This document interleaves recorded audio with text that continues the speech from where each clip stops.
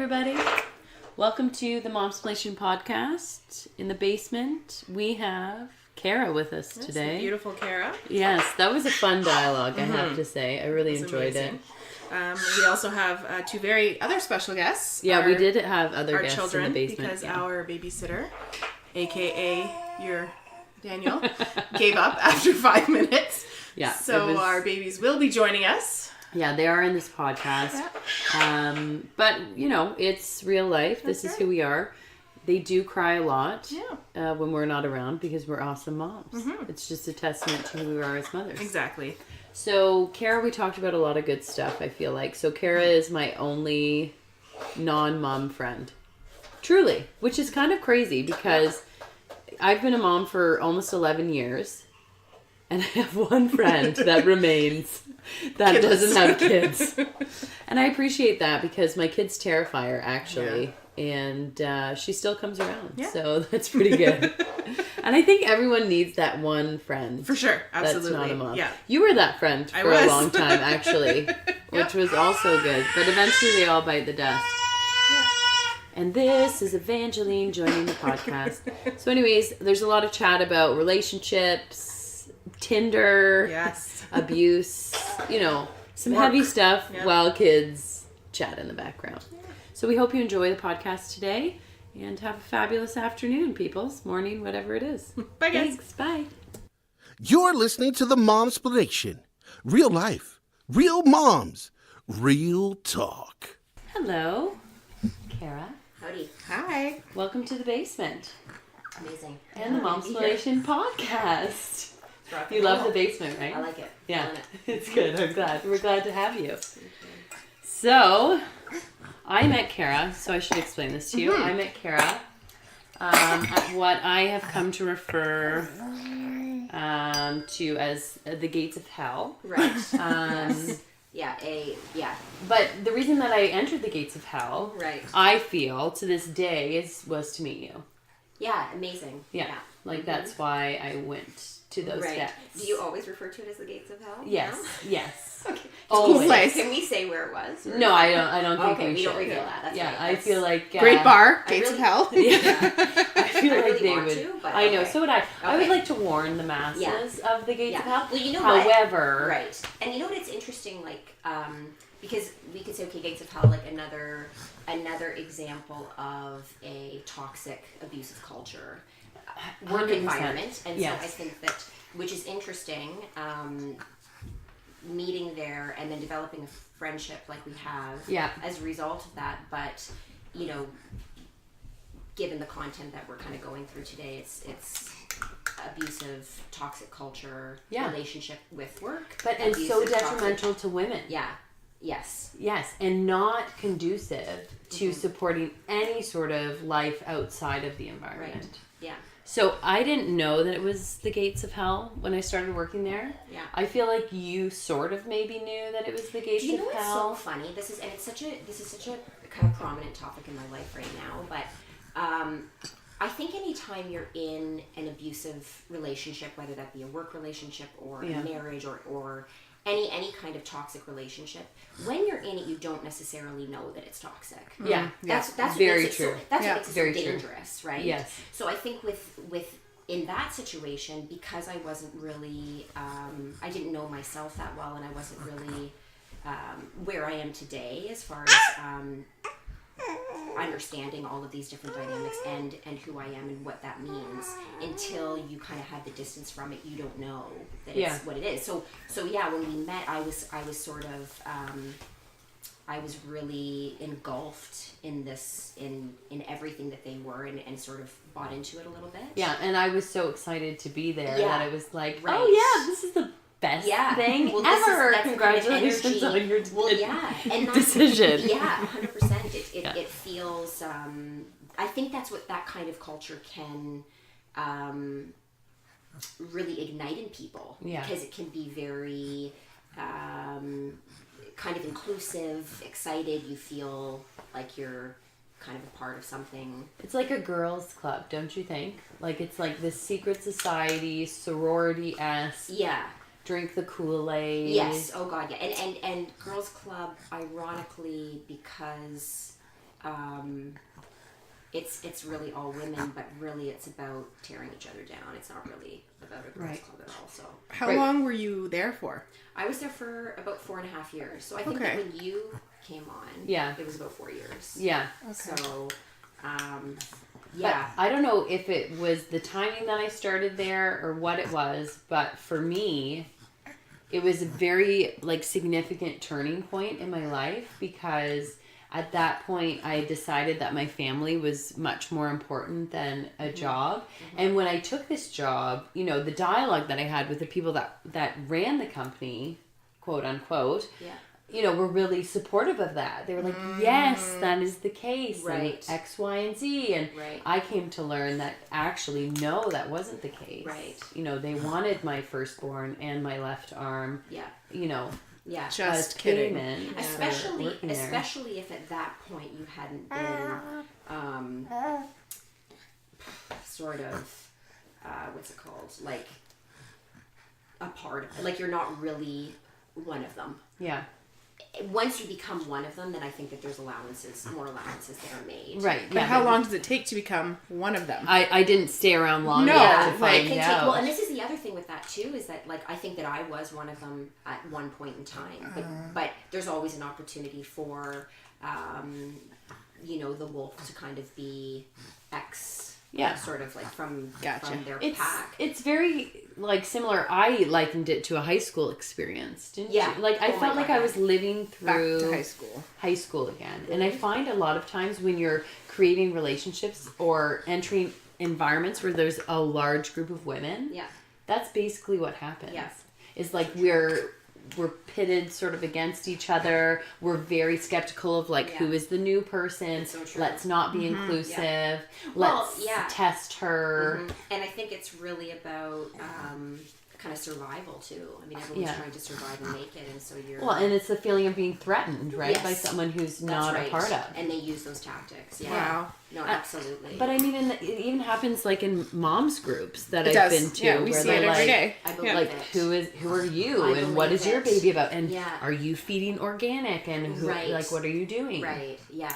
Yeah. It's it's so interesting, and around that time, I mean, I guess everybody sort of comes in contact with these different toxic environments, but I found it was sort of I just kind of experienced one after another. Yeah. And so with that, I didn't make a conscious choice to leave that environment. I mean, I was kind of pushed. I was pushed out of the environment for a number of different reasons. But now, thankfully so, because... Right, it's the silver lining, right? Yeah, yeah. But do you feel obviously we'll go through all the series of events that have happened for you in your life, and because, the stories and the lessons and the experience that you have, I think, are so valuable to so many people. Kara's one of the strongest people I've ever met, truly. But do you feel like it was sort of the beginning of an avalanche for you 100%, in your life? Yes. And it's funny because I remember I was in a meeting with one of the executives. Yeah. And she encouraged me, I guess because we're not talking about the company specifically. Yeah. Yeah. She encouraged me, and it was one of my evaluations, and this is how they kind of control people as well, but she encouraged me to seek professional help. Right, which is extremely unprofessional to do. To seek, so this is the interesting thing, to seek professional help for, as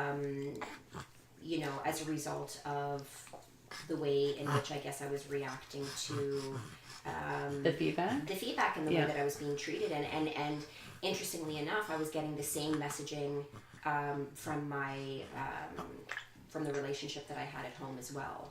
Right. And as a result of the way in which he was treating me and the way that I was reacting, there was this messaging around, you probably need to seek professional help. So there's this kind of messaging that was happening around me that really,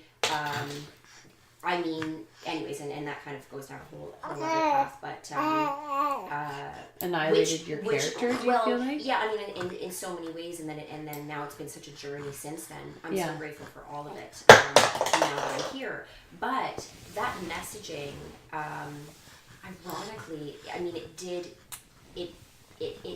encourage me for another reason to seek out, counsel. Right. To have someone that I could really rely on from that could be objective. Right, and give really, you that sort of perspective. 100%.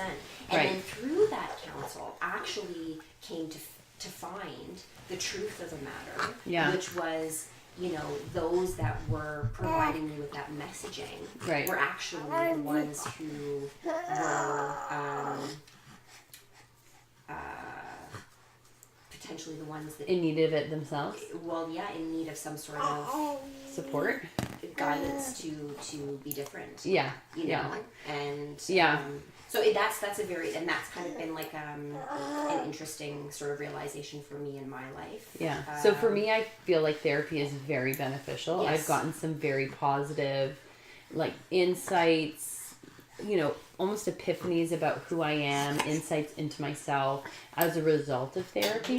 However, I find that when people outside of yourself suggest that you need it, there's this extremely negative connotation and almost like this need to put your back up and say, like, how dare you tell me, right? And I do believe that there is some value in people telling, like, if you see someone who is hurting and feel like suggesting something like that might help them. I think that there's a loving way to do so, of course, but I think that a lot of people use it as a weapon to put people down too, right? 100%. It's like, well, you're crazy, or well, and like funny. you really It's need funny. to talk to someone about that. Yeah, it's so true, and I know that I spoke to a few girls after they were still working there.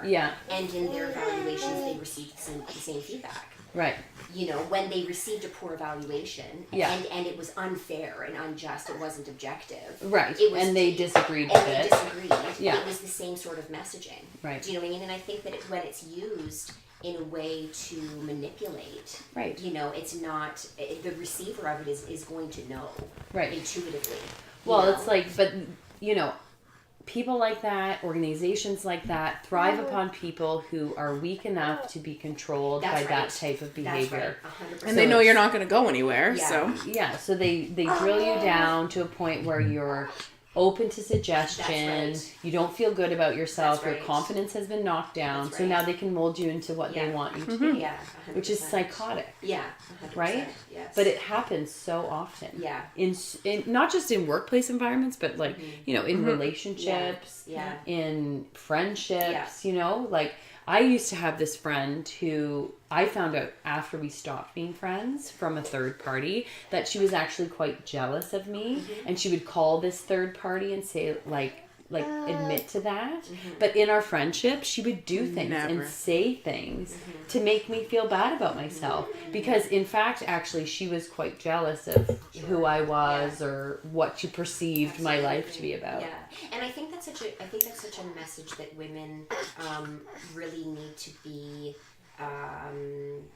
counseled with, this idea of just because somebody says it doesn't make it so. Right. And so just because you tell me that I'm X, Y, or Z doesn't mean that it's the truth. But I think as women, especially women when we don't know ourselves or we're experiencing other, challenges in life, we just kind of accept whatever somebody tells us to be true. Yeah. That's kind of scary. Yeah. Well, especially if you want to be accepted and included. It's like, of course I'm going to take what you're saying and run with it. Like, I'm going to take it to heart and it's going to shape who I am. Right. And I think this whole idea of, the way in which they evaluate people from like a numbers perspective, which they've done a number of studies on why that's not effective. Right. And it's detrimental even to performance, so to their own end goal. But let's just say, okay, you're a 7 out of 10, you're an 8 out of 10, you're a 3 out of 10, last week you were a 9 out of 10, we've changed our mind, now you're a 5 out of 10. Right. These kinds of numbers on rating scales, they're not healthy. And I think that somebody who is really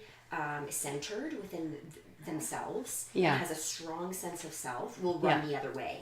When I first started working there, I was not in a good place that way. And so I kind of bought into it. And now the person that I am today, I mean, it just wouldn't align with the way in which I feel, that the culture would be effective and effective for me. Right. So Yeah. Yeah, I mean, it's just kind of, for me, all of these situations, and they're just kind of full of ironies. Yeah. And really, you know, traces amongst all of these different toxic relationships that are so similar. Yeah. And I think, you know, the whole idea of being in a relationship, whether it's work or boyfriend or a friendship, it doesn't matter, or, you know, a family member. Yeah. I think the second that somebody is approaching you like a project, like a bonsai tree where they're sort of plucking and picking away, to turn you into what they feel you should be, or what they need you to be, or for what them. they need you to be, and that's exactly. Yeah. You know, that's when it just can get pretty dangerous. Oh yeah. You know, yeah. so- It's a whole culture almost of, and not just there, but like what you're speaking of is like a whole culture of codependency. It's like, you know, I need you to be this way so that I can be this way, right? Which is really terrifying. Yeah. It's So true. so when I met you, you were married.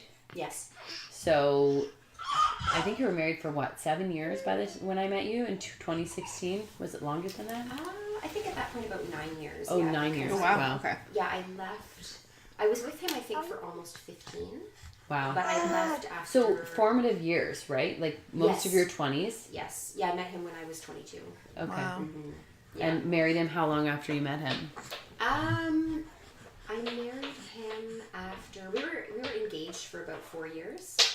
Okay. And then, wow, that's a long engagement. It was Purposeful or just because? I mean, I think that for me, I mean, I was so young, and I was at the time somewhat career focused, but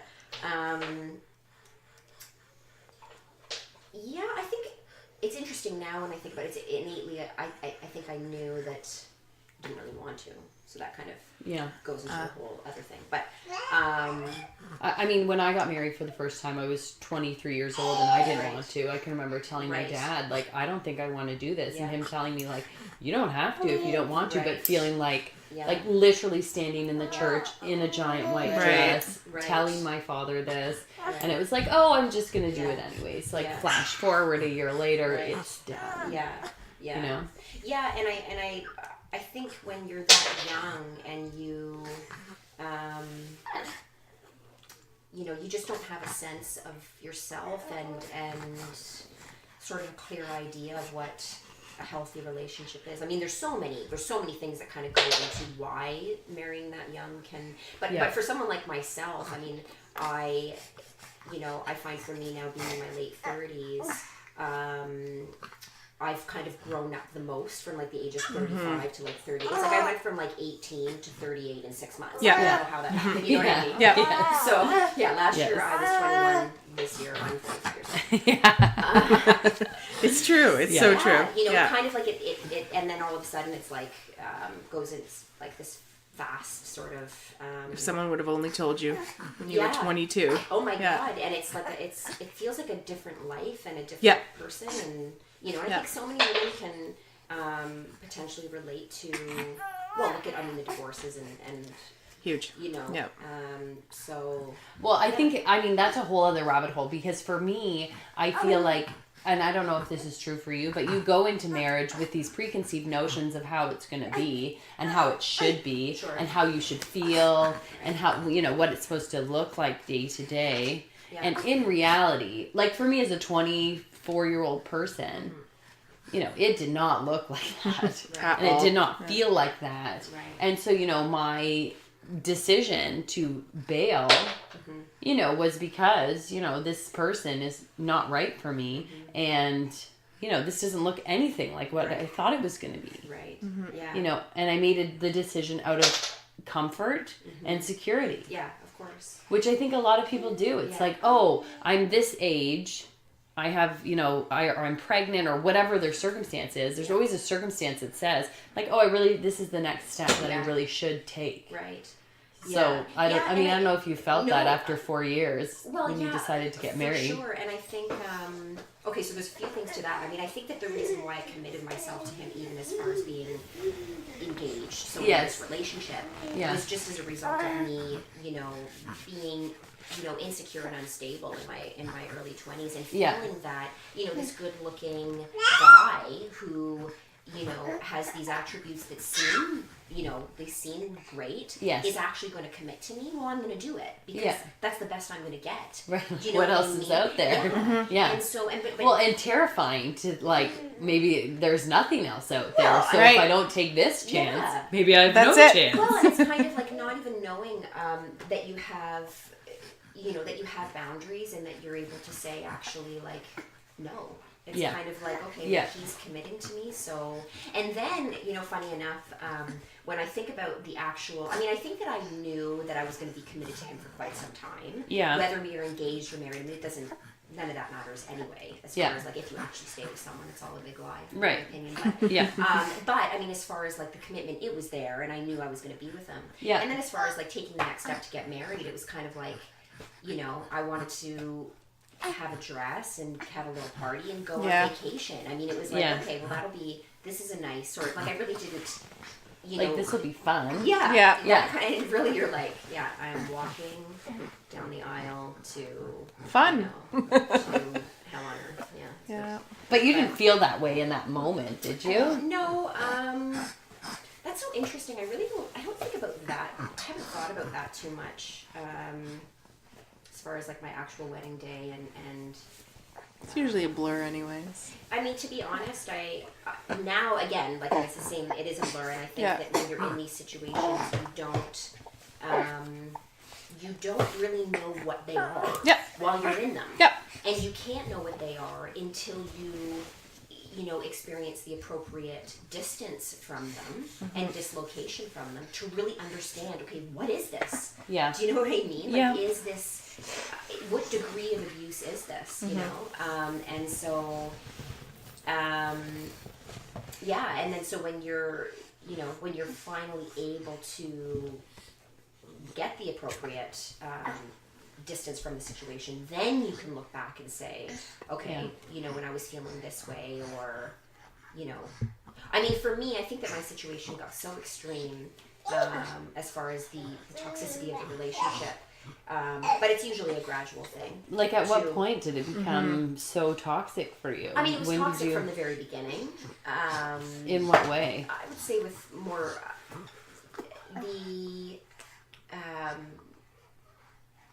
the level of, abuse sort of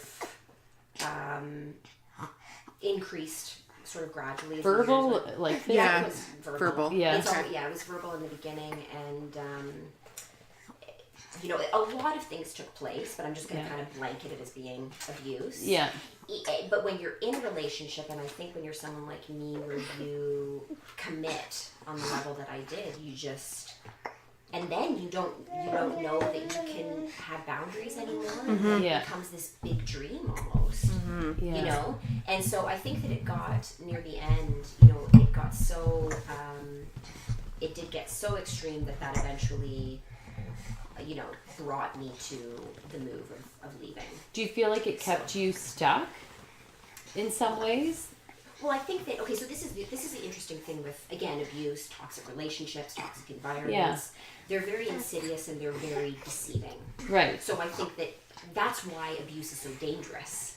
Yeah. Because you're not coming home and someone is beating you over the head with a bat. Yeah. Do you know what I mean? And going to work with physical scars it's not outward. No. Yeah, because like when I met you, my perception of your relationship with your husband at the time was very positive. I would work with her and she'd be like, oh, we're going out. And, it was very romanticized. And I was, almost envious, like very happy for her. Yes. But like, oh, that's so fun, And here I am, I have 2 kids and I'm like never going out. And then to go down a different path with that comment, I think that...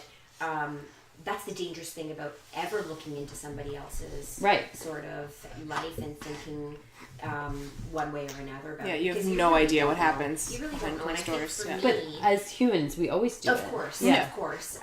But I think that for me, I, started to believe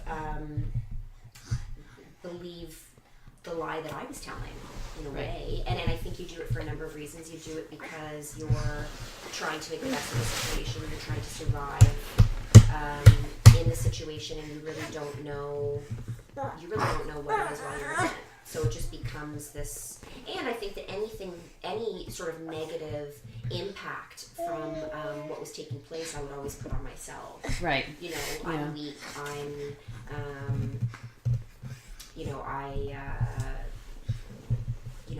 I don't respond to situations. It was always about me. Yeah. And that's kind of what a toxic relationship will do too. Right. It will always make you feel like it's you. Yeah.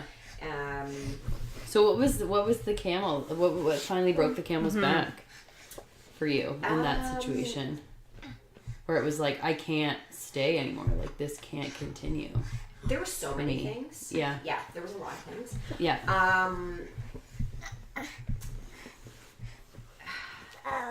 I'm not sure how much of that I want to get into, but I will say that there was the day that I left. It's kind of funny. There was so much emotion and sort of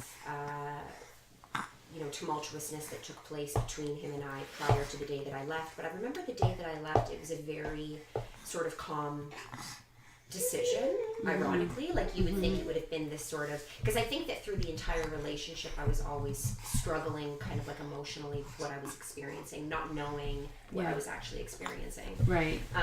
But the day that I left, I was just like, I'm leaving. It wasn't some sort of, it wasn't like a huge drama. I was just like, no, I'm gonna leave. And I don't believe he ever thought that I would leave. Yeah. But I just got like a plastic bag. I put all my makeup in it because I was not leaving without my makeup. Because I knew, like, I didn't want to have to worry. I'm not gonna take like a chair. It was like, but my makeup's coming with me. Yeah. And he was just kind of looking at me, and I literally like just put everything in this plastic like Sobeys bag, and I had my leather jacket and my phone and my computer and my car, and I just I left. And I was driving around that day, and I just kind of didn't know where I was going to go, but I knew that I was never going back. Yeah. So, yeah, I mean, as far Did you feel like a lot of freedom in that? Was it a terrifying feeling for you? Freedom.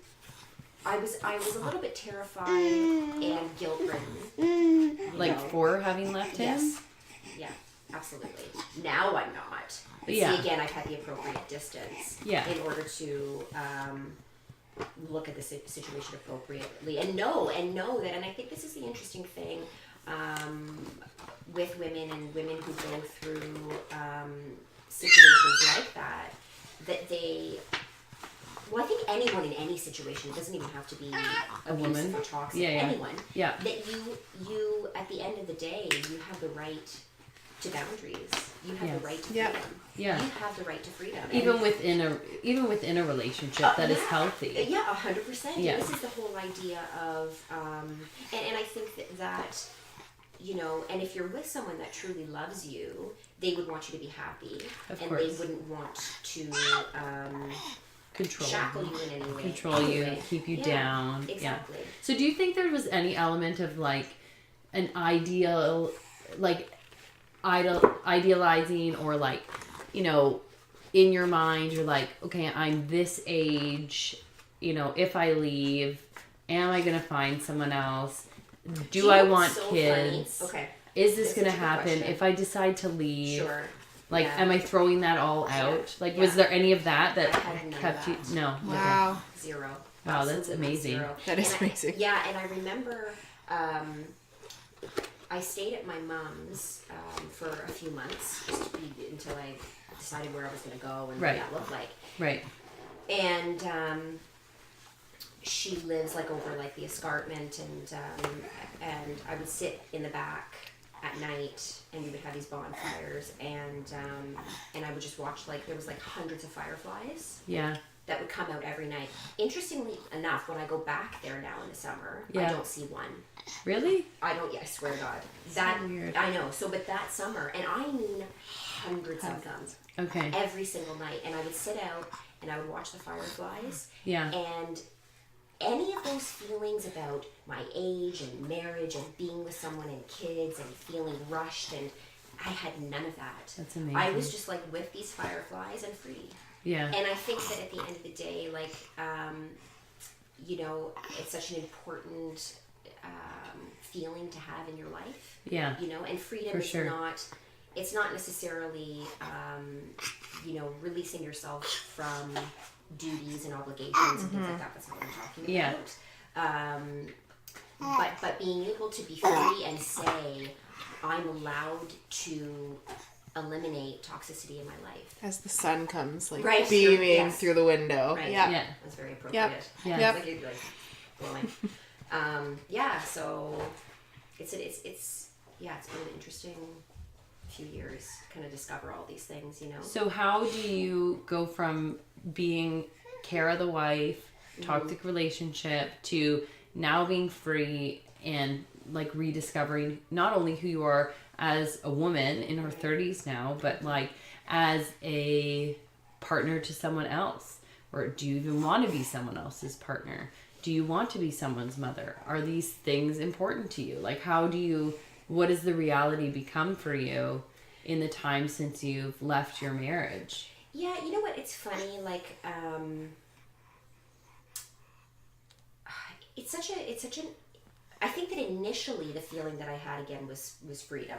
Okay. And just complete and utter freedom and peace and bliss. At literally feeling like I was, you know, like I had just fled some sort of, like I was a refugee or something. I mean, I Right. got out of this sort of toxic prison. Right, Do you know what I right, mean? yeah. Like this battering that was happening every day, and now I'm in a place where it's not happening. Yeah. Then I think I went through this experience where I had to sort of deprogram all of the toxic messaging that had happened for Right. so long. 14 years is a long time. That is a very long time, yeah. And so getting to know myself again. Right. And so that's been quite the journey, and discovering the truths it has been is the biggest thing, and every day I find I get a little bit closer to discovering what the truth actually is. Right. And so then, you know, then yes, you're kind of, then you start dating again, and you're going through these other different experiences, and it's really this interesting journey because I am sort of learning. I mean, it's such a loaded question. I don't even know where to begin with that. I honestly, Let me my just head put is you spinning right now. right on the spot. Yeah. No, well, no, not just that. I feel like it's, oh my god, you know, it's such an interesting thing because now I'm 38 and all of my friends now mostly have children. Mm-hmm. I mean, I'm going to bridal showers, and Yeah. this is the kind of, you know, and Which is your favorite environment to be it's in? my Yes. favorite. Yes. I get along with everyone. Yes, And I know. I know. Um, It's definitely who you are. I can Yeah. definitely see you I don't partaking in the no never Not a- and not a showers. love playing cutesy games. Yeah, That's- what I do is I just go in and I just say when are the games starting. Yeah. Like yeah. that's why I'm here. Yeah. And what are your prizes? Because I will win. Right? Oh my god. So we were talking recently, and she sent me this clip from Trainwreck of Amy Schumer, and she's like, "I'm at a bridal shower, Yes. and this is me Yes. right now." I related to that. I don't think I said that exactly, but I'm usually like thinking something of the sort. Yes. And I think whenever I'm in an environment that's very awkward, where Yeah. there's like a lot of like back rubbing going on and belly rubbing because Yeah. I was pregnant. Yeah. And I'm just kind of sitting there like, you know, knowing like everything that I've been through and being in this like, Yeah. totally different place.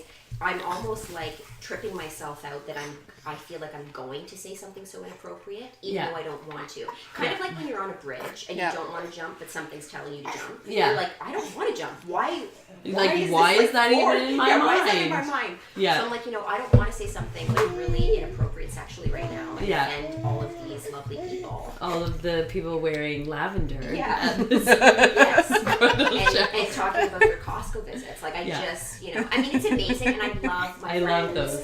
I love that. My Oh my pregnant god, friends. Mary! I went to Costco yesterday.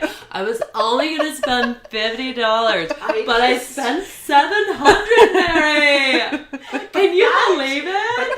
that is actually how it is. I know. And I'm sitting there like, if you only knew what I did last night. Like I just, like I met Steve from Tinder, and he did things to me that I'm pretty sure are illegal in 7 countries. Right. So like, I'm in a relationship right now, but yeah, I think that there have been some showers that I've gone to where I'm thinking I have been on 35 dates in the past 14 days. Yes. Should we talk about that? Should we Yeah. talk Amazing. about, can anyone in this room talk about Tinder right now? No, Yeah. no one.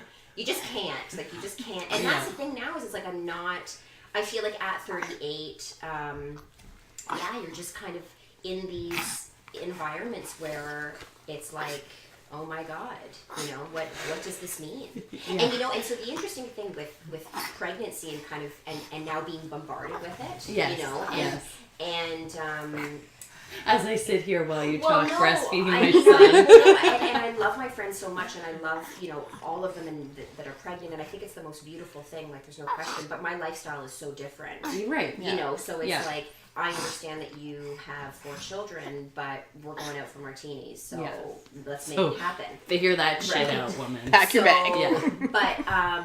But yeah, so now, and everyone that I talk to, I think because of my age, is very hyper around sort of giving me advice on what I should do. Mm-hmm. Does he have is he interested is in there marriage? baggage? Is there baggage? Yes. Yeah. Have you talked about kids? And we've been together 2 weeks. You have to know, like, it's so don't waste your time. You're half in the grave. Yes. Get working, woman. Like, you've only got a few years left before all your good years That's right. are almost done. Freeze those eggs. Eggs are dying, yes. It's $2K. Like, I'd rather spend money on makeup. Yeah. Like $2,000 at Sephora or freeze my eggs. I mean, let's just let it happen naturally. Right. So now I'm kind of at a place where it's like, it's really just allowing sort of whatever the universe wants to happen for me, rather than sort of like manipulating my life to be this thing that I think that it's supposed to be. But don't you think it's interesting and almost kind of infuriating, for me anyways, and I'm not a single person, but that society and people in it think that they have the right to say to a woman, you only have a few good years left.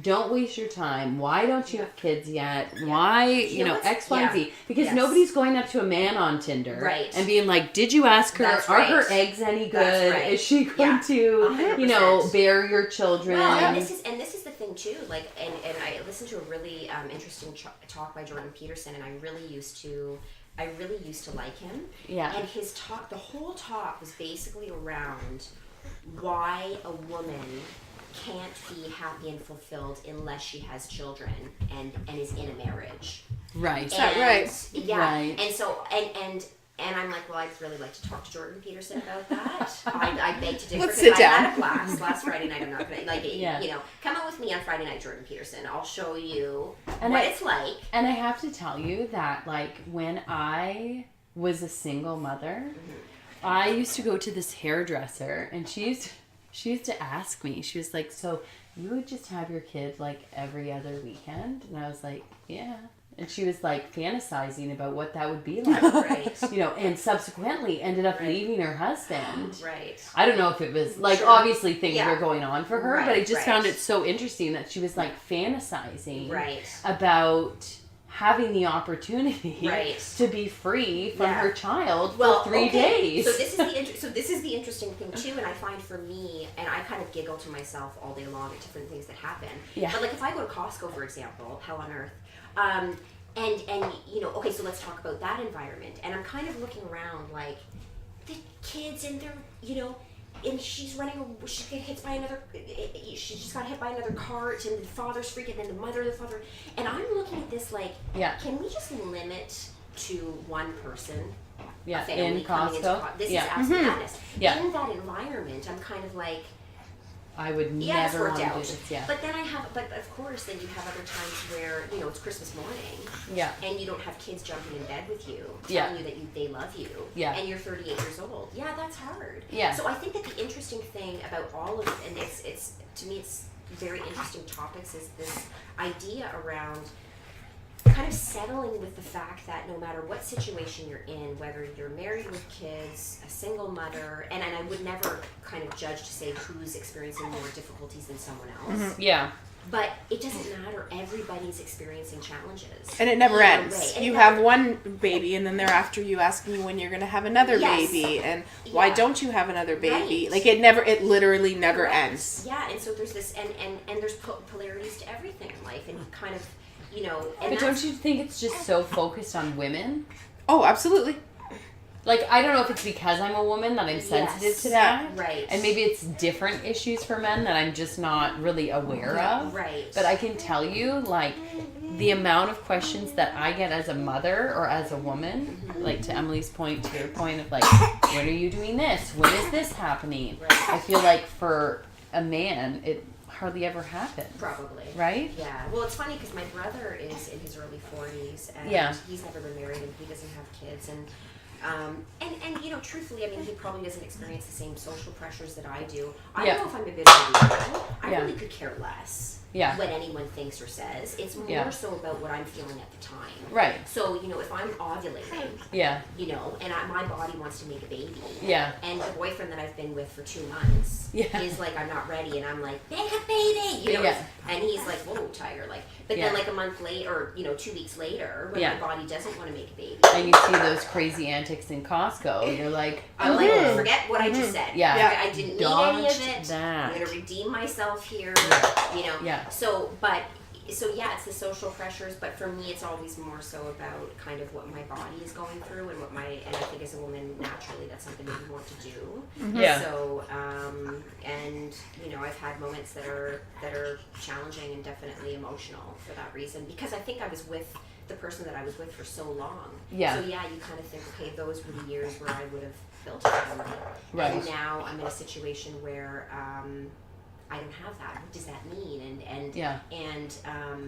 And when that emotion comes over me, it can be pretty strong. I mean, this Yeah. is what keeps the human race going. Right. So, but it's interesting. I don't really, and again, being at these, especially at baby showers, you know, Yeah. that's when you get the questions in the comments. And really, Yeah. for me, in that moment, I'm never really bothered Yeah. by that.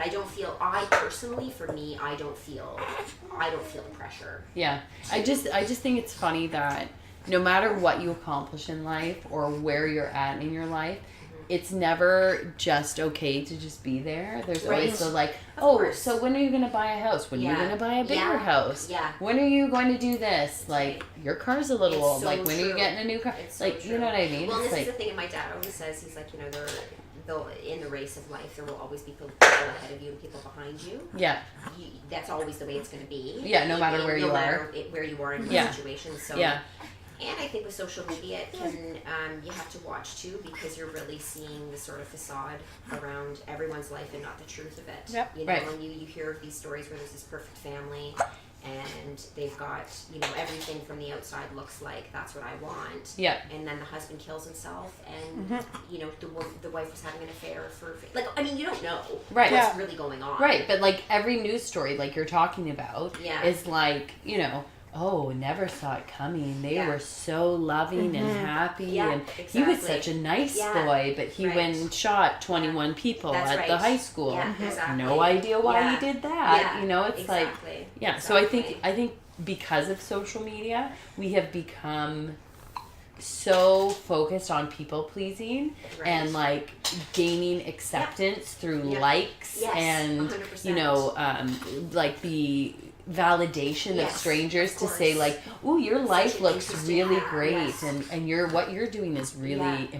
interesting. It's so true. It's you're so true. valid, right? It's so true. Yeah. Yeah. And I It's think scary, that though, It is because- scary. It is scary, and I think that it's kind of an ongoing struggle. Yeah. To always sort of check yourself Yeah. if you want to be a part of that world. Well, how do you even stay present in your own life and Right. and centered in what is real? Right. Exactly. If you're always chasing That's that. right. That's right. Exactly. But so many people are. Yeah. Yeah. And it's so funny. I was, you know, I think that I was with my mom and we were looking at Instagram and talking about different things and kind of getting, you know, caught up in all of it. And I thought to myself, like, you know, this is the moment I need to be in right now. Yeah. You know, and like nothing else matters. Yeah. And I think that in life, it's all sort of somewhat of an illusion. Yeah, you know? so I recently had a conversation with someone who was telling me about how their friend's 13 or 14-year-old daughter had an Instagram page where she does her own makeup. Okay, so first of all, I'll take issue with all of this in a minute. Right. But she's like up to 90,000 followers, and one of her videos has 1 million views. And they were really celebrating this. Right. And in my mind, I'm thinking about, you know, my 7-year-old daughter who is, you know, 6 years away from this age, and my, you know, almost 2-year-old, and thinking, I would be horrified if that's what my daughter was doing with her time. And if I was allowing that type of exposure to her, that she basically was spending these extremely important and vulnerable formative years chasing approval inside of her phone. Yeah. And not only that, exposing herself to predators. Yeah, 100%. Yeah, absolutely. Like, she doesn't look like a 13-year-old girl because she's been conditioned and trained to wear makeup to look like a 40-year-old woman. Right. And, you know, is just putting herself out there. And I was eating mud pies at 13. Yeah, I mean, it kind of reminds you of like the whole pageant thing. But it's like, mothers. but like, when do you get to be a kid? But they're celebrating this. Right. Like, as it's a huge achievement. Right. And this is something that we should all celebrate and be proud of. Well, and I'm secretly horried and can't share that out of fear of being vilified for saying the things that I think are real. Yeah, 100%. And I think that's where, even for me, and I just recently got back onto social media, but, you know, it's one of these things where, and that's why I talk about things like being present and praying and prayer and meditation and all of those things. There's always this sort of subtle messaging within it because that's a part of who I am. Yeah. It's a very fundamental part of how I feel like it's the only way to true peace and happiness. Yeah. And all of this chasing and all of this, it's all a big illusion. And I think that if you're that age, you know, you're not going to be able to, it's very highly unlikely that you're going to be able to manage the fall. Right, and or have any sort of valuable relationship in the real world. Right. Like, if you're constantly looking. So I had a dialogue recently with Daniel about attention seeking. So, you know, his perception is, and not in a negative way, he doesn't perceive this as negative, is that, like, I like attention. Like, that's... Why does every guy say... I don't know. Okay. So that's his perception of me. Right. But he doesn't feel like it's negative. Well, all women like attention to a certain degree. That's healthy. Okay. Right. Yeah. So for me, I take that as a very negative thing. Because when I think of attention seeking, I think of people who are looking for, like, validation from, like, other men or, like, showing their boobs or their butt or, like, you know, like, I just take it as a very negative thing. And he was trying to have this dialogue with me about, like, how it can be healthy and how it can be fine and all this stuff. And I really was, like, because I'm emotionally connected to him and stuff, like, I was really shut down from that and, like, not accepting what he was saying. Right. But coming out of it and then, like, thinking about the conversation, it's like, yes, you can get healthy attention, but I think because of the culture that we live in with social media and expectations of, like, you know, how you're supposed to look and what is okay and what is not okay and all this stuff, for me, that type of attention is very negative and doesn't allow you to be your true self. Right.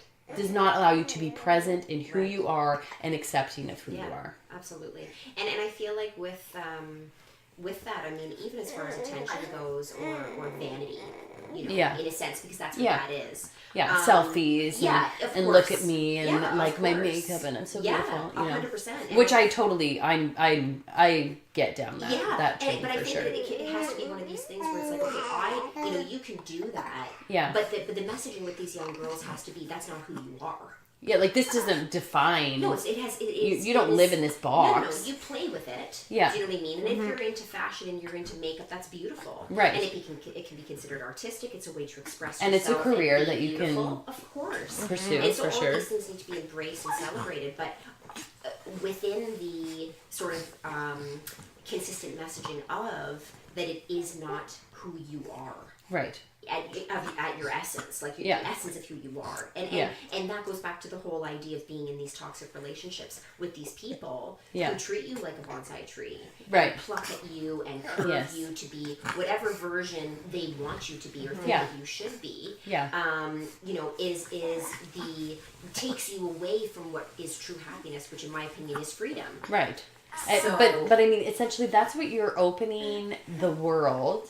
Right. And the strangers behind the screens to do, in my opinion, when you post things publicly about yourself. Yeah. You're basically opening yourself up to the world. Right. And, you know, human nature really is just going to try to tear you down. That's right. Out of envy or jealousy or whatever it is. And at 13, you don't have the psyche and the cognitive skills to understand that it's not personal. That it really has nothing to do with you. Yeah. So that's why when they were celebrating this, I was like, yeah, it's kind of terrifying. Am I, like, is everyone okay? Right. Like, can we check ourselves? But because these women okay. are, like, late 40s, you know, early 50s. Yeah. Yeah. And they're celebrating this, and I'm thinking, like, this is crazy. Yeah. You said you had, you left social media. Oh, God, yeah. So, one, why? And two, what did that feel like? Like, was it, like, a freeing feeling? Yeah, I mean, I think that, there were so many other things that I was going through personally and career-wise and so many other things that it was there was no way I could engage in it. I mean, I was so distracted. Right. So I didn't really think anything other than it was absolutely necessary.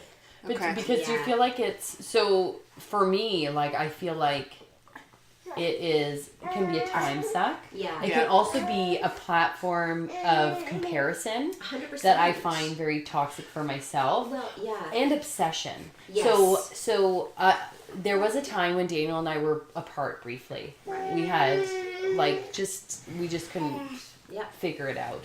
So we were apart. And in that time that we were apart, I had to disconnect my social media because I became, like, obsessed with portraying that I was fine. Sure. Do you know what I mean? Like, I became obsessed with, like, is he looking at it? Yeah. Like, I want him to see that I'm fine without him, you know, and it just became so unhealthy. Right. And my children at the time were only, like, almost 4 and 7, and it's like, do I want to spend a summer with them or whatever the time was, you know, obsessing about this stupid shit and not being present for them, or just disconnect completely. And since that time, like, I've thought about doing it again. You know, like, not because I'm obsessing about another person now, but it's like, interesting. Yeah, and I mean, I was off of it for quite some time. And you know what's funny about it? Now that you've asked me that question, it's getting me to actually think about it. You know, and obviously, and Christine would know the other things that I've been through after leaving my relationship, and so and I've had and I wasn't on social media, and I would say even in the most what people would perceive to be the most challenging and, you know, sort of traumatic and daunting situations. Yeah. You know, that it's like, oh my God, how did you get through that, or how did you feel? And I can say that the most peaceful times I've had was when those situations presented themselves in my life, and I was completely, not that I'm saying that we shouldn't connect, I think that's a big part of being fulfilled in the world, but sort of just being with myself and being present with whatever I was going through at the time, and not having to associate with social media and doing anything like that. It was actually and then when I got back onto social media, I found for like the first little bit it was like okay, and then there was like a week or so where I kind of felt like, and I could be in like the most traumatic situation and I don't get stressed. Yeah. I had like a week where I was just like, I don't know, I felt like really like down. I just felt like, and I didn't know why. I was like, what is this feeling? Like, I mean, everything's going great in my life, and in comparison to what I was going through, 6 months ago or a year ago. Yeah. So why am I having this feeling? Yeah. And I had to finally, through some different, like asking myself different questions, that's what it was. Yeah. It was this sort of coming back into like social media and this feeling, it kind of, I think that inevitably it leaves you with this sort of like, there's a void. Yeah, emptiness. There's That's an exactly what I was emptiness. thinking. As you're talking, I'm like, Yeah. emptiness. Do you know Because why? I know. Because I think that it does the opposite of what, Its intention is? well, what actually, how you access happiness and peace, Yeah. which is presence. Right. Being present Yes. with people and connecting. Yeah. I can't connect with you if I'm looking at my Instagram, and I can't connect No. with you if I'm concerned about how many likes I'm getting. Well, I have 3 followers, so there's probably 3 on there, but so really there's no need to look. It doesn't matter. Like I don't even know why I track. Yeah. But But isn't it interesting that you do? yeah, well, I mean, and this is Yeah. this is the thing, and so I feel like the only way that Instagram or any of these different outlets can be healthy is if you're doing it for a purpose or a project outside of validation. Yeah, personal validation. It's the only way. Yeah. Because I think that it's a great tool to connect with people. I mean, I've met, even just through the short time I've been on it, I've connected with fascinating entrepreneurs and women who are in business and they're doing amazing things. Oh, I yeah. mean, truthfully. For sure. So I think that if you're using it to that end and you can disassociate with the whole idea around likes and it's Yeah. like, Kara, why are you looking at this girl in LA who has 30 million followers and comparing her to your 3? Yeah. I mean, you're really Yeah. like you're It's not the same. Yeah. it just don't bother. But you it's know? so funny because, like, we have an Instagram account that we started. Yes. And I've become mildly obsessed with creating my own memes because I find myself to be quite hilarious. Yeah, you are. Well, you are. You're Yeah. like one of the funniest people I've ever Thanks. met. Pretty Yeah. amazing. Yeah. So I make these memes. Right. I laugh to myself. Yes. Daniel's sort of my gauge because Yeah. he's a little bit more. Men are, yeah. Yeah. They, So if he laughs, I'm like, Right, okay, yes. this is This is a good definitely one. funny. Right. But then I post it, and then like some of them do amazing, and then sure. others are like, Yeah. I sit you there don't and I'm know like, why. what the fuck? Yeah. Does So it true matter? that this is it. No. Yeah. But it's like, when I find this picture, Yeah. of Beyonce with the most ridiculous earrings, feeding her kid a Yeah. juice box and crackers Right. Yeah. at some award show, I Yeah. find that hilarious. Right. And when I say, like, it Yeah. doesn't matter who you are, Right. if you're a mom, you're always some Yeah. kid's snack bitch. Well, you know like, what? I die of laughter. Yeah, Right. yeah. But okay, so that's the interesting thing. Don't you find that, like, for me, the happiest I am is when Yeah. I'm being, like, and I mean, you have to be diplomatic in certain situations, but Yeah. when you're being completely authentic to who you are, Yeah. connecting and laughing with people. Yes. And I think that that's what it has to be about. So Yes. even if you post something, Yeah. I think this is my humble opinion, Yes. if you post something, and even just you get a laugh out of it, Yeah. then post it. Like, to Like, me, it's good enough. That's what it's supposed Yeah. to be about. Yes, because absolutely. you're laughing, Yeah. which is what presence is about, which is what Yeah. life is about. Yeah. And I think it's this whole idea of, okay, I mean, the ceiling never ends, so that's kind of terrifying because it's this sort of egotistical Yes. nonsense where it's like, oh my god, you could get to, I mean, what does Kim Kardashian have? 5 billion followers? I mean, Yeah. more people than are on the planet. So Yeah. people just create accounts to like Yeah. follow her. Yeah. For 3 shits. times over. Yeah. Yeah. So it's like, okay, even when you get to that point, I Yeah. mean, that's not even going to be it. Yeah, like So there's always going to be something that is next level. Yeah. There's You're- always going to be more. You're not going to get there. So it's not going to happen. Right. You And know? what I've discovered about myself is that if I am not concerned, if I'm not concerning myself with outside expectations or the things that I perceive Right. to be outside expectations of myself, I'm totally happy with my life the way that it is. That's right. But because I fall into these pits of like, oh, I should have this, Sure. or I should be doing this, That's right. or my kids should be doing this, I totally stress and become 100%. unable to be present, Yeah. and then Yeah. hate my life. Yeah, 100%. And I think that's the lie is that that's everybody. It doesn't matter. I mean, we should know this by Justin Bieber. It's Yeah. like, Yeah. you know what I mean? Like, the guy is struggling. Yes. I mean, if he's struggling, with his fame and validation. Yes. You know, I mean, let's be real. Like, how many times does it have to happen for people to realize that that's not where it's at? Yeah. And I'm not saying that you don't play with it and you don't strive for success and you don't experiment with different projects and you don't connect with people through those outlets. That's not what I'm saying. Yeah. But yeah, I feel like it's kind of dangerous and yeah, I think that there's so much to it that's dangerous. Like the element of like, you know, glorifying wealth that comes with social media now, and like, you know, glorifying, you know, thinness. Yeah.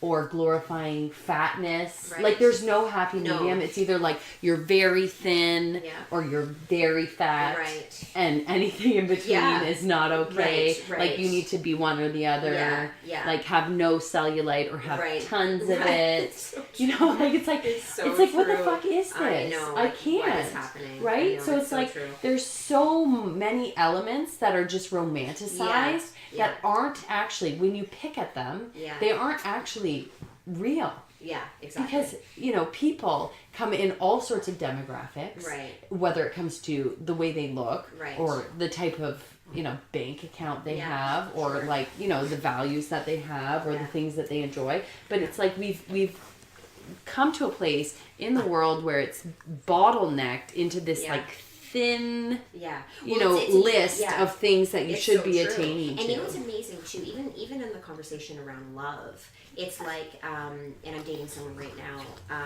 and I find when I tell people about him, the immediate sort of questions and it's always about, well, what does he do? You know, where does he work? What?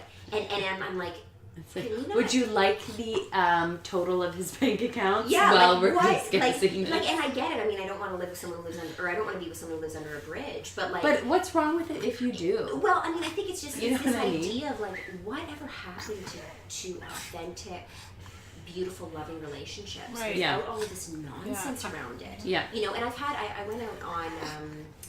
went out on Friday night and I was talking to someone who obviously has a different lifestyle than I do. Yeah. But it's kind of this conversation around like, you know, you're an attractive girl. Like you know, why aren't you with someone? I mean, not today.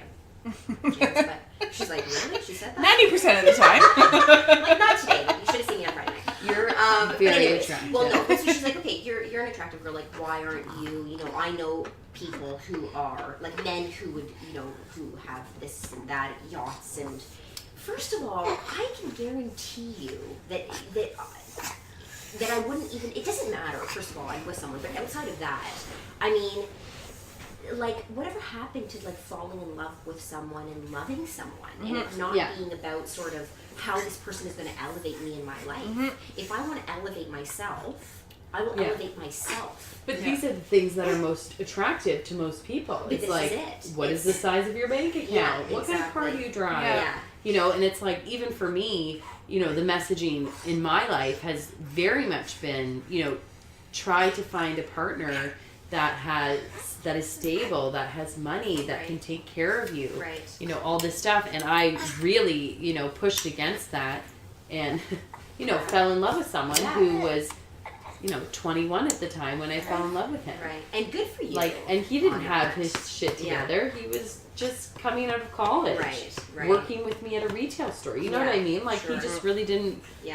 know what he wanted, right? And we're still figuring it out. Yeah. But I love him. Yes. And he loves me. And we have, you know, beautiful children. And, you know, we're in sort of the thick of the disaster, but we're together. You know what I mean? And I feel like you can be in the thick of the disaster with your kids and, you know, toys and chaos and madness with this man that you love and I'm not saying, I'm just saying, like, whatever your struggles are. Yeah.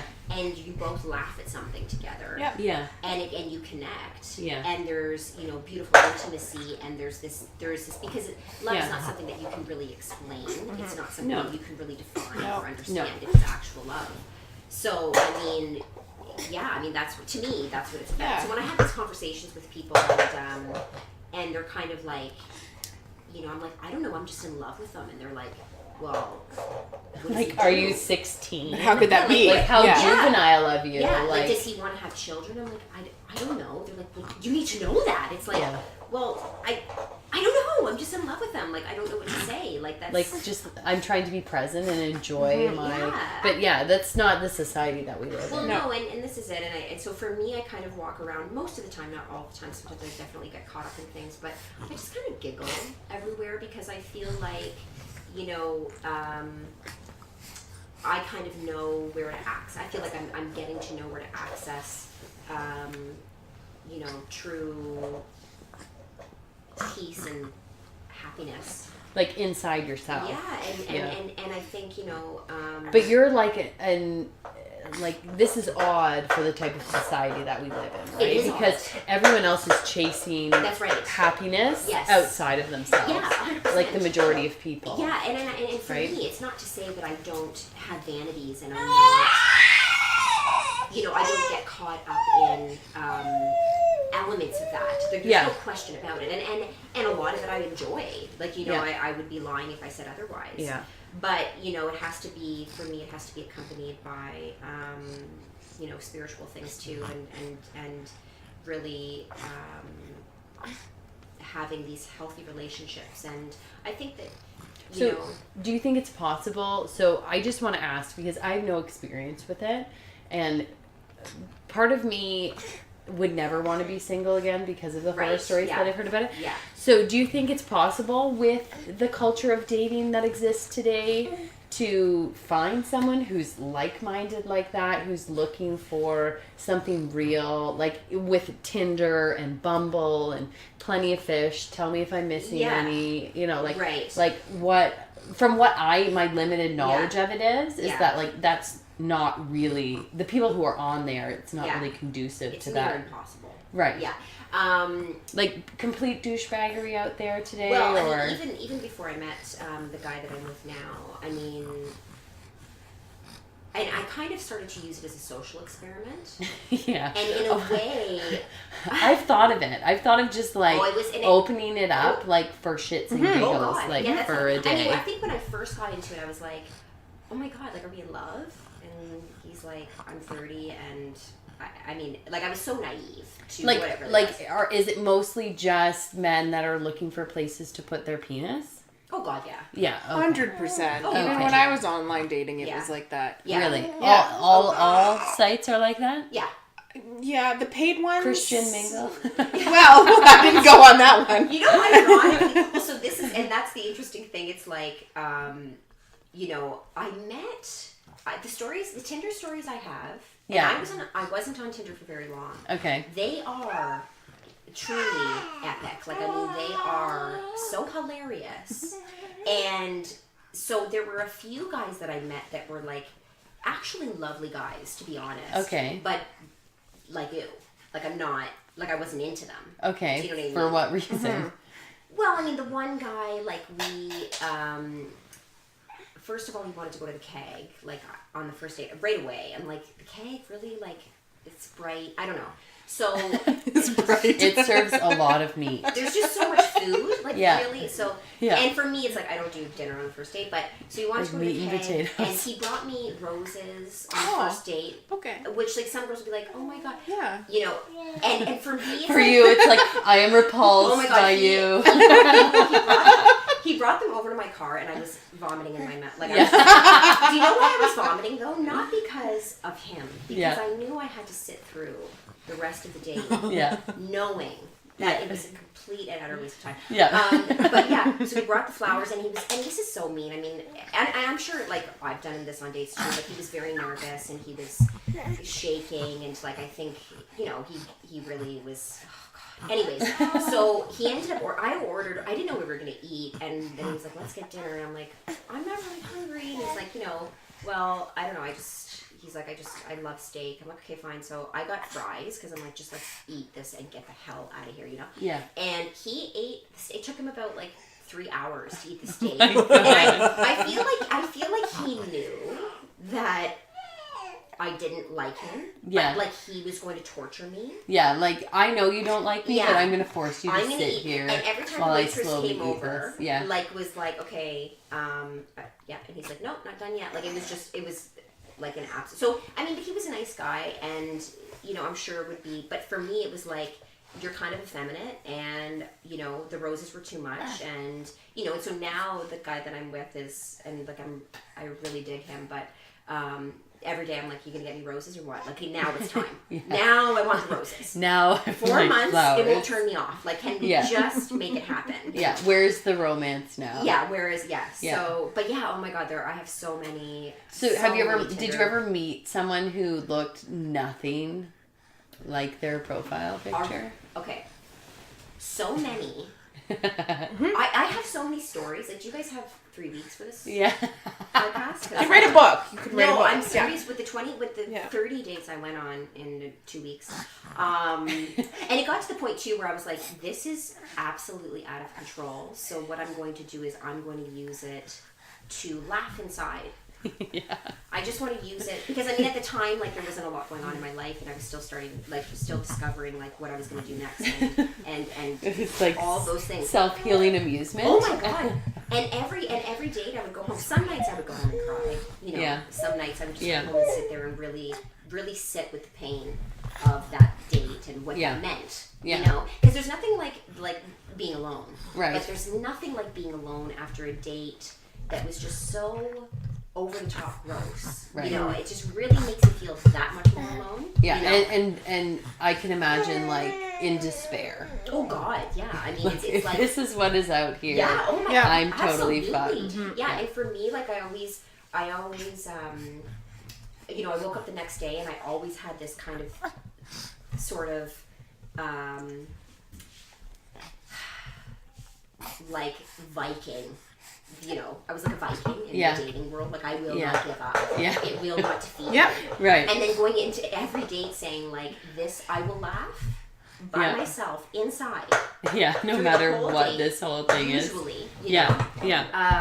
And but just one nightmare after another. And I've talked to other women too, where they're just like, this one girl I was talking to, she was like, yeah, you know, her husband just left her for someone younger, so she's been single for like a few years, and she was talking about how she just got on Bumble. Yeah. And I feel like anytime anyone tells me about online dating, I'm like, sit down, let's talk. Like I have like, I can counsel them on it. I'm like, this is what you do. You're the expert. I am the expert on Tinder, even though I was on it for like a month. Yeah. So she's like, you know, she's like, you know, I was on Bumble for a couple weeks, and just the messages were so inappropriate, and she was like, there was one guy, he messaged me, she was like, I got so fed up with it after this guy messaged me, and he said that he really liked my legs. And I was kind of like, that's the worst thing. That I was like, seriously? Mm-hmm. Like, if a guy said that to me, I'd be like, he didn't send you a dick pic or ask to see your vagina? Yeah, exactly. Yeah, he didn't, like, I was like, you're gonna have problems. Yeah, you know, this is not for you. Yeah, this is you not just for wait. You. Yeah, you just But for me, it's like, I mean, I didn't really, you know, near the end, especially, I didn't take it too seriously, and even with the gentleman that I'm with now, I don't know what to refer to him. I'm just gonna call him my fiance. I hope he's listening. Yeah. Okay. So my fiance now. I find it funny with him because even when I met him, I was going through a phase of online dating where I was objectifying men. That was my thing. Not like objectifying in a sexual way, but on the date. Yes. Like, how can I objectify you? You know what I mean? Yeah, like, how can turn we make the this tables. a big joke? Yeah. And so he was messaging me, and he was deciding he lives very far from me. So I remember in the conversation, I was just being such kind of an ass. Like, you know, just sort of being kind of aggressive and like, you know, come and see me, you know, do it, or I'm gonna beat you up. I don't just say the most random shit. Like, I didn't even care. Yeah. Like, you know, if you don't see me, it'll be the biggest mistake like being you've ever playful. made. Yeah. You know, this kind of thing, and he was really good with it. But that's kind of how I was approaching everyone. It was always this like, like, you know, it's just a big joke. Well, so, well, I don't know if it makes you feel better, but you met Tony. I did. Yeah, she met her husband online. Funny fish. See, and you know what? And I've heard these. This is the thing, and it can happen. It does, but I had 50 dates before I met him. Yeah. This is the thing. It is the law of numbers. Yeah, it is. But you have to stay strong. You have to. Do. There's a lot of women that are online and they do it for a month and they give up because they say right. there's nothing. There are good men. That's right. There, it's true. it just you have to wean out it's all true. of the bad ones. 100%. Yeah. And I think, you know, yeah, I mean, and have fun with it, like you did. You do. You can't take every date serious. I think the first 5 dates I took very serious. Yes. He doesn't like me. Yes. What did I do wrong? Right, By exactly. date 6, I'm at a bar, you know, drinking beer and burping and going, well, if you don't like that, this is me. It's so true. I remember there was this one, so I met this Italian guy. He was in like his, I first started out, I was like, my age range, even though I'm 38, was like 22 to like 28. Yeah. And they're like, are you like really 38? Like, what's happening here? But I was like, I'm only dating younger guys. I was dating this one guy, he was 30, and we ended up breaking it off, and I was just like, you know what, you're just way too old for me. Like, I'm sorry, but 30 is just like, you know, 28 is my limit. Yeah. So anyways, but finally I went on Match, I think, and anyways, he was this sort of middle-aged Italian guy, and very proper, very conservative, very conventional, you know, in the way that he sort of looks at women, which was lovely, and he was a very smart guy, very successful, and all these. So we went out for dinner after a few dates, because the first few dates are always just gin. Coffee? So, Gin. God, coffee, no. Oh my God. If they ask me to go for coffee, I block them. Really? Yeah. Oh my God. I always did dinner. Okay. I didn't pay for dinner for like 5 months. Yeah. No coffee. No coffee. Just drinks? God. I don't know. I have And not dated if in I a go really long and if I time. would go out for coffee, there was one guy who was a police officer. He's very good looking, and he was like, "Do you want to go for coffee?" I'm like, "Anything with you. Where do you want to go? Like on a hike? I'll do anything." And we went out for coffee, and he's like, "Oh, you're just like so calm." And I'm like, "Yeah, like I mean, I love having tea. I think I had like 2 martinis before I met him. Like I just made sure that you know it was still drinks. Yes. Even though it was tea at Starbucks. Yeah. But most of the time drinks. So, but anyways, with this Italian gentleman, we went out for, it was like a nice, like, intimate restaurant. Yeah. And he got, like, a 5-ounce glass of red wine. Which is like, what's the point? Yeah, 9 or nothing is my motto. Oh, and he was like 5 ounces. I'm like, okay, there's a red flag. Red flag. But I'll leave it. I'll leave that one for now. Because he's driving, so that's, yeah. So, and I ordered, I swear to God, so she came over and I got whatever it was, an 8 ounce or a 9 ounce and a shot of gin on the side. Yeah. He looked at me like I had just ordered, like, a human baby cooked on a platter. yeah, like just with a side of mustard. He was so appalled, and I knew at that moment that, like, I don't care how successful you are, I don't care how respectful you are. Yeah. If you can't have fun and relax, and you know, you could just tell he was. And then I think that there was like a dance area there too, and so we went there after. And I had, at that point, I had a couple drinks. Yeah. And at that point in dating, I was just like, okay, like, I mean, he was an attractive guy. So I'm like, well, we're making out tonight for sure. Even though I may never see you again. I hope I don't. Yeah. Because you're such a buzzkill. But he was very good looking. So I was like, okay. And I remember, like, just kind of jumping on him. Like, and he was like, what? Like, we will not make out in public. And I'm like, yes, we will. This date is not going down like this. You know, like, just one after another. The stories, so did he make out with you or no? He found it hard to resist. No, you could tell he was torn. You know, he was like, "But my mom, but you're hot." Like I don't know. He was just like very conflicted. I could see. We're doing this. I could see the conflict in his face. He was just like contorting it, like, "Oh my God, this is." I think What he do went I back do? like to his like adolescence. Something happened. I don't know what. I'm not. Probably because his mom was sitting on his right shoulder. I'm not going to go with what I think happened to that man, but anyway. So I mean, we went with it a little bit, and then I think we had like a couple dates after that. But yeah, it just sort of fizzled out. And so my fiance now, he, you know, it's so funny. Like if you heard this, I think he would get it, but it's actually real this time. But it's funny with him on our first date. He came, because he had driven so far, so he came to my place and we were having red wine, and I think I had like 3 shots of gin before he showed up. And that's when I get like really confident. Yes. And he's like, "You're the most confident woman I had ever Yes, met." I'm I like, am. "Well, that's what happens when you're That's drinking the chamomile tea. magic It's the You gin. know? of Yeah, tea that's- and Yeah. self. Yeah, I'm totally. That's what happens. Yeah, with I'm so centeredness. centered. Yes, yeah, and you picked up on that. mindful. Yeah. Yeah. I was having a blast before you more. Yeah. So anyway, so we were having wine and My doctor is Tanqueray, just in case you're wondering. right. Yes. Yeah. Yeah. So he had some wine and then he was like, and he drank it quite quickly, which I was like, all right, we're on to something here. Yeah. This guy, and he was very funny and good and charming and all these things, but he was like, okay, can I have more? But it was the way he said it, and I was like, yes, you can. Yeah. And I knew it was going down. Yeah. Yeah. I knew I had met a match for whatever Yes. that ended up meaning. Right. You Yeah. know? Yeah. But I knew at that point it's like I could have 5 shots of gin and start doing cartwheels, and he would appreciate Yeah, like he'd the be down for that. spontaneity. Yes. Yeah. Yeah. You Yeah. know, and that's something that I need in my fiance. So, Yeah. but oh my God, Tinder is like talk about. It's There the- are stories I have that I don't even know where to begin. But it's the That- future, right? Like it Yeah. has It is. become not even the future. We're here. Like it has become the standard Yes. for dating today. Well, because I mean, how else are you? You know, and to your point. Well, it's nobody's like, having dinner parties anymore. Well, no, so like no. back in the day, you'd go to Yeah. Betty's dinner party and Well- you'd meet Joe from the church or whatever. Yeah, And Yeah. and this is it. And I think like even for me now, when you Yeah. know when I'm connecting with different people in the community from different entrepreneurs and business people with what I do with my business, but yeah, I find everyone that I meet, like every guy that I meet, I'm not like, it's not that ever. Like I'm never like, oh, that's a potential partner. Yes. It's always like, okay, no. yeah, So yeah, I mean, online dating is just so accessible and easy, and Yeah, you can be but- in your pajamas and swipe, and Yeah. you don't have to make an effort to go out and look good 100%. until you actually make that date. yeah. Versus before, we couldn't leave the house without looking That's right. spectacular because you might see someone at the It's gas so station, convenient. or now we don't even Exactly. pay attention.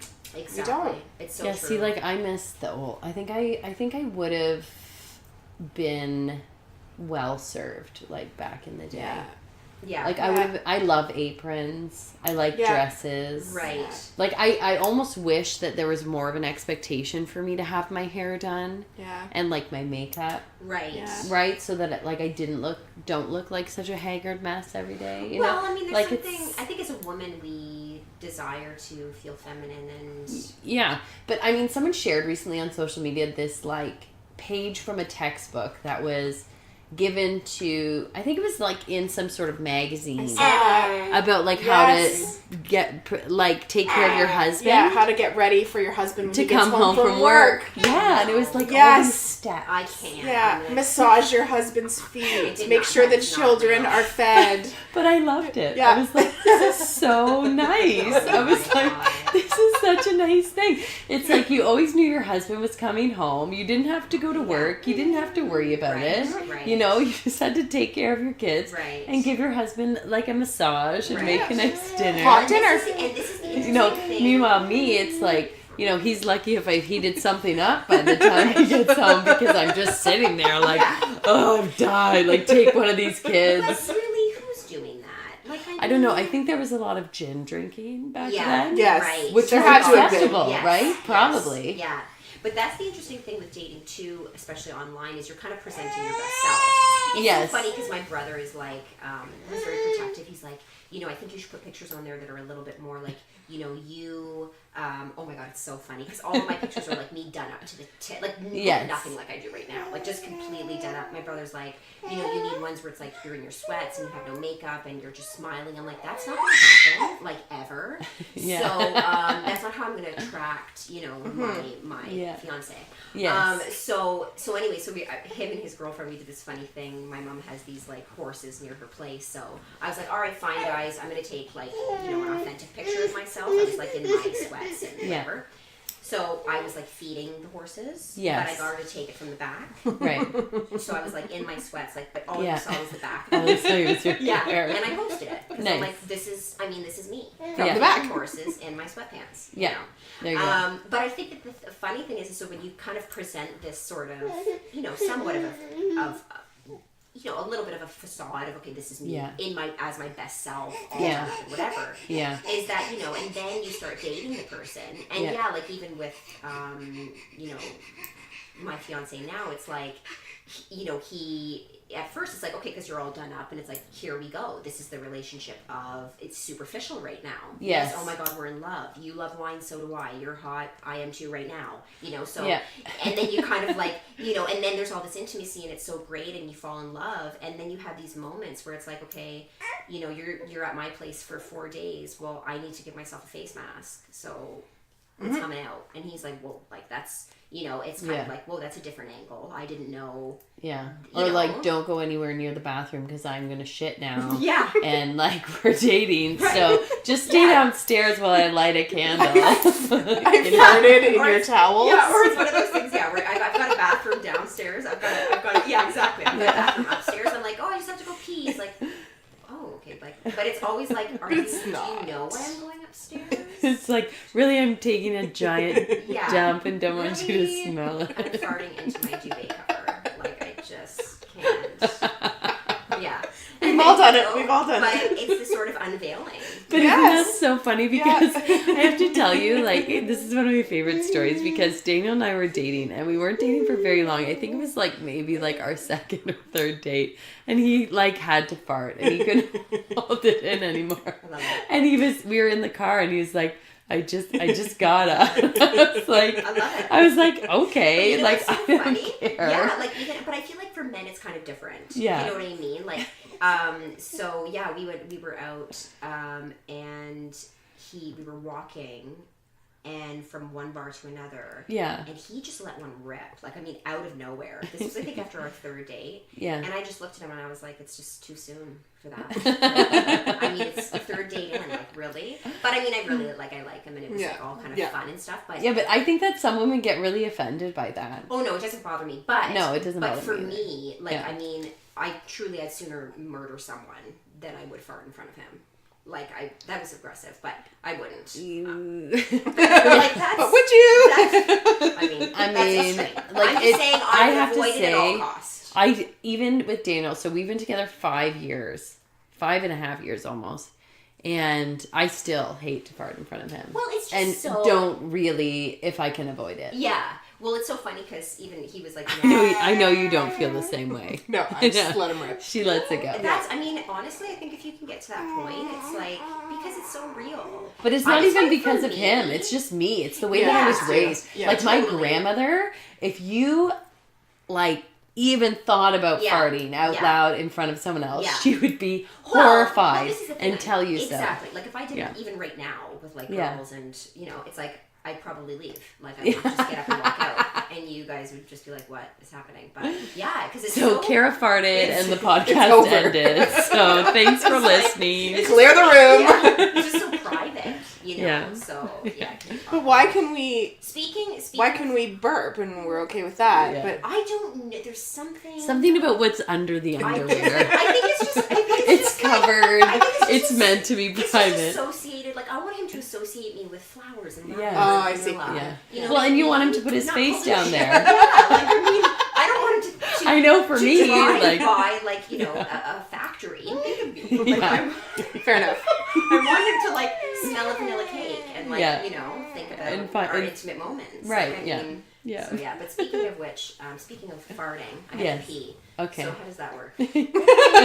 There's no pee breaks Well, here. there's no... Or... Thank you for doing this Yeah. with us. Yeah. It's been a slice. Yeah. No. It's been a delight. Oh my god. And anytime I you love guys it. want to discuss Tinder. Yeah, actually, I think we need to do another podcast on just my God. funny because me and you could go all day. Yeah, 100%. And like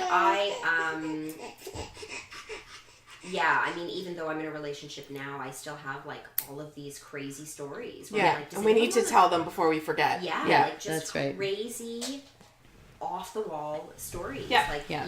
so Yeah, so our next cast with you It's a will date. be a Tinder yeah, cast. Yeah. let's do it. I have them. They're all up here. All right. It's amazing the things that I'll forget. My mom's like, remember that time? No. I'm like, no, but I remember every Tinder date. Like, it was yesterday. Like, I just won't forget those. I remember the Italian stallion who Yeah. judged me for my gin. Like it was yesterday. And Yeah. I vividly. Like, I remember his face vividly, It's Yeah. just like, it's never going away, so. Thank you. Yeah, thank you so much. Yeah. Do it again soon. Let's